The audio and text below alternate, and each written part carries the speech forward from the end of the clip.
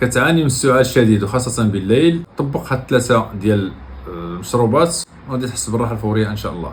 أول وصفة تاخذ مشروب الزعتر ساخن مع العسل، شربو، حاول أنك ما تتكلمش مدة ساعة حتى ساعة ونص. بعد ساعة أو ساعة ونص غدير المشروب الثاني اللي هو الزنجبيل الطري مع العسل. بعد ساعة أخرى غتستعمل مشروب النعناع، وتجنب شراب أي شيء بارد.